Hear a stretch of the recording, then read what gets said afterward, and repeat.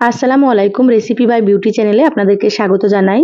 আজ আপনাদের সঙ্গে শেয়ার করব আলুর মধ্যে ডিম দিয়ে খুবই সুন্দর একটা রেসিপি। আপনারা তো ডিম আলুর রেসিপি অনেক রকমই খেয়েছেন। তো এই রেসিপিটা একেবারে নতুন রেসিপি। খেতে অনেক বেশি মজা হয়। একবার রান্না করে খেলে আপনারা কিন্তু এটা বারবার রান্না করবেন। তো অবশ্যই স্কিপ না করে পুরো রেসিপি দেখে নেবেন। আশা করছি রেসিপিটা আপনাদেরকে ভীষণ ভালো লাগবে। তো চলুন কথা না বাড়িয়ে রেসিপি শুরু করি। এখানে দেখুন আলু কেটে নিয়েছি। তো এখানে আমি ৩টে মিডিয়াম সাইজের আলু এইভাবে একটু ডুমো ডুমো করে কেটে নিয়েছি। আলুগুলোকে একটু বড় বড় করে কেটে নিতে হবে এই রেসিপির জন্য। খুব ভালোভাবে পরিষ্কার করে ধুয়ে নিয়েছি। এবার আমি আলুগুলোকে সাইডে রেখে দিলাম। এবার রান্নার জন্য মশলা বেটে নেব। মিক্সার জারে নিয়ে নিলাম ৬টা কাজু বাদাম, আর এখানে দিয়ে দিচ্ছি ৪টে কাঁচা মরিচ, আর এখানে দিয়ে দিচ্ছি আমি একটা মিডিয়াম সাইজের পেঁয়াজ, একটা দিয়ে দিচ্ছি টমেটো কুচি। এই রেসিপিতে অবশ্যই টমেটো দেওয়ার চেষ্টা করবেন, টমেটো দিলে কিন্তু খেতে খুব ভালো লাগে। এবার কিছুটা পরিমাণে পানি দিয়ে দিলাম। এবার মশলাটাকে মিহি করে বেটে নিচ্ছি।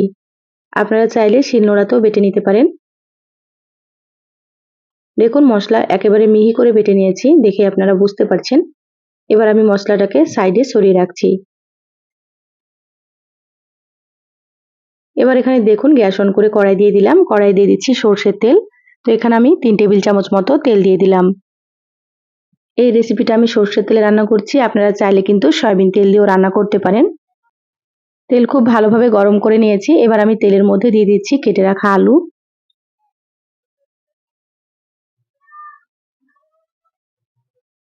সম্পূর্ণ আলুগুলো দিয়ে দিলাম। এবার এখানে দিয়ে দিচ্ছি সামান্য পরিমাণে একটু লবণ। লবণটা আবারও পরে লাগবে, প্রথমে কিন্তু অল্প করে দিয়ে দিতে হবে। এবার দিয়ে দিচ্ছি সামান্য পরিমাণে একটু হলুদ গুঁড়ো।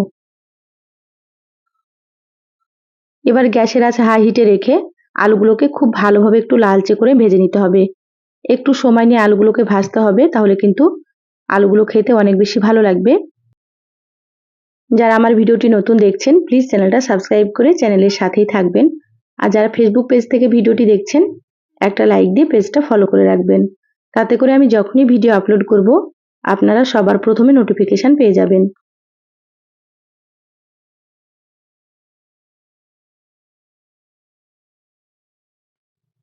দেখুন আলুর কালারটা কিন্তু অনেকটাই চেঞ্জ হয়ে গিয়েছে, আর আলুগুলো প্রায় ভাজা হয়ে গিয়েছে। এভাবে করেই আলুগুলোকে ভেজে নিতে হবে। এবার আমি আলুগুলো তেল ঝরিয়ে তুলে নিচ্ছি।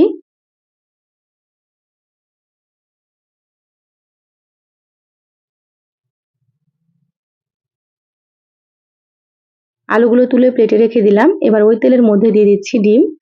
তো এখানে আমি একটা ডিম প্রথমে বাটিতে ভেঙে নিয়েছি, সামান্য একটু লবণ দিয়ে দিলাম। তো এভাবে বাটিতে প্রথমে ডিমটাকে ভেঙে নিয়ে আপনারা দিয়ে দেবেন। দেখুন নিচের পাশটা ভাজা হয়ে গিয়েছে। এবার আমি ডিমটাকে উল্টে নিচ্ছি। গ্যাসের আঁচ মিডিয়ামে রেখে ডিম এভাবে করে একটু ভেজে নিতে হবে উল্টে পাল্টে। দেখুন সুন্দর কালার চলে এসেছে। এবার আমি ডিমটা প্লেটে তুলে নিচ্ছি। এভাবে একে একে ৩টে ডিম ভেজে নেব। তো দেখুন আবার একটা ডিম দিয়ে দিলাম, সামান্য একটু লবণ দিয়ে দিচ্ছি। লবণ কিন্তু খুব বেশি দেওয়া যাবে না, এভাবে অল্প একটু লবণ দিয়ে দেবেন। এই ডিমটাও কিন্তু সুন্দর মতো উল্টে পাল্টে ভেজে নিয়েছি, এটাও ভাজা হয়ে গিয়েছে। এবার আমি তুলে নিচ্ছি।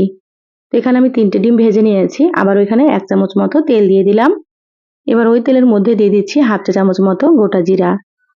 তেলের মধ্যে জিরা দিলে ফ্লেভারটা খুব সুন্দর আসে, আর রান্নাটা কিন্তু খেতেও বেশি ভালো লাগে। জিরাগুলোকে একটু হালকা ভেজে নিলাম। এবার এখানে দিয়ে দিচ্ছি পেঁয়াজ কুচি। তো এখানে যেহেতু প্রথমে পেঁয়াজ বেটে নিয়েছি সেজন্য এখানে ছোট্ট সাইজের একটা পেঁয়াজ দিয়ে দিলাম। পেঁয়াজটাকে কিন্তু একেবারে সরু করে কেটে নিয়েছি। এবার আমি পেঁয়াজগুলোকে নেড়েচেড়ে লালচে করে ভেজে নিচ্ছি। একটু লালচে করে পেঁয়াজগুলোকে ভেজে নিতে হবে।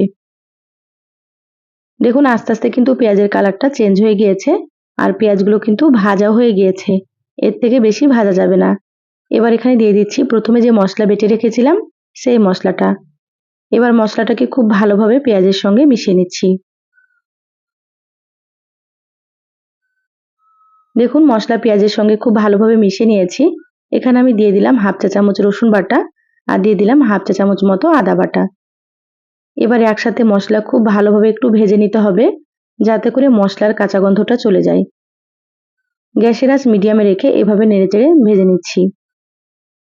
মশলাটা এভাবে একটু নেড়েচেড়ে ভেজে নিতে হবে, যেহেতু এখানে কাজু বাদাম দেওয়া আছে সেজন্য কড়াইয়ে লেগে যেতে পারে। আপনারা এভাবে নেড়েচেড়ে ভেজে নেবেন। এবার এখানে দিয়ে দিলাম স্বাদ মতো লবণ, হাফ চা চামচ দিয়ে দিলাম হলুদ গুঁড়ো, দিয়ে দিচ্ছি হাফ চা চামচ ধনিয়া গুঁড়ো, আর এখানে দিয়ে দিচ্ছি হাফ চা চামচ জিরা গুঁড়ো। আর দিয়ে দেবো এখানে হাফ চা চামচ মতো মরিচের গুঁড়ো। যেহেতু মরিচ বেটে ব্যবহার করেছি সেজন্য এখানে অল্প করে দিয়ে দিলাম। এবার এখানে দিয়ে দিচ্ছি হাফ চা চামচ গরম মশলার গুঁড়ো। আমি এখানে যতটা পরিমাণে রান্না করছি সেই পরিমাপে কিন্তু মশলাগুলো দিয়েছি। আপনারা যদি এর থেকে বেশি রান্না করেন তাহলে মশলার পরিমাণ আপনারা বাড়িয়ে দেবেন। এবার সমস্ত মশলা খুব ভালোভাবে নেড়েচেড়ে মিশিয়ে নিচ্ছি। দেখুন মশলা খুব ভালোভাবে মিশিয়ে নিয়েছি। এবার আমি এখানে দিয়ে দিচ্ছি 2 টেবিল চামচ মতো টক দই। টক দই দিলে রেসিপিটা খুব সুন্দর হয় খেতে। হাতের কাছে থাকলে অবশ্যই দিয়ে দেবেন, যদি না থাকে তাহলে আপনারা দইটা স্কিপ করতে পারেন। এবার খুব ভালোভাবে দইটাকে মিশিয়ে নিচ্ছি। এই পর্যায়ে কিন্তু গ্যাসের আঁচটা একেবারে লোতে রাখতে হবে। দেখুন গ্যাসের আঁচ লোতে রেখে দই খুব ভালোভাবে মশলার সঙ্গে মিশিয়ে নিলাম। এবার আমি মিক্সির বাটিটা ধুয়ে একটু পানি দিয়ে দিচ্ছি। তো এখানে অবশ্যই একটু পানি দিতে হবে। পানি দিয়ে মশলাটাকে একটু সময় নিয়ে কষিয়ে নিতে হবে। মশলা যত ভালোভাবে কষানো হবে রান্না কিন্তু ততই বেশি ভালো লাগবে খেতে।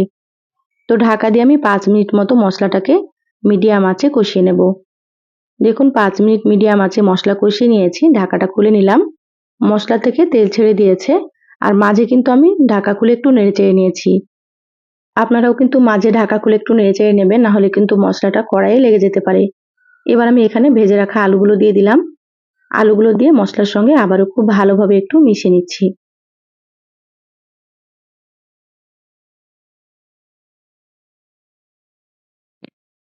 মশলার সঙ্গে আলুগুলোকে খুব ভালোভাবে মিশিয়ে নিলাম আর 1 থেকে 2 মিনিট মতো কষিয়ে নিয়েছি। এবার আমি এখানে দিয়ে দিচ্ছি ভেজে রাখা ডিম।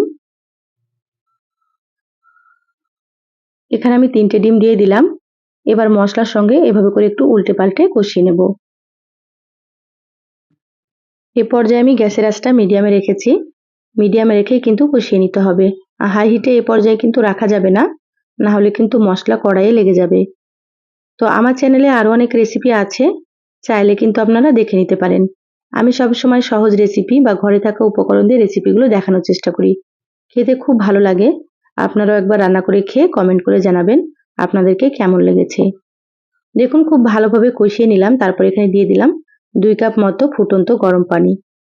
অবশ্যই আপনারা এখানে গরম পানি দিয়ে দেবেন। গরম পানি দিলে কিন্তু রান্নাটা খেতে অনেক বেশি ভালো লাগে আর আলুগুলো খুব তাড়াতাড়ি সেদ্ধ হয়ে যাবে। এখানে আমি 3টে দিয়ে দিলাম কাঁচা মরিচ। ঢাকা দিয়ে মিডিয়াম আঁচে 10 থেকে 12 মিনিট মতো রান্না করে নেব। দেখুন প্রায় 12 মিনিট মতো মিডিয়াম আঁচে রান্না করে নিয়েছি। ঢাকাটা খুলে নিলাম।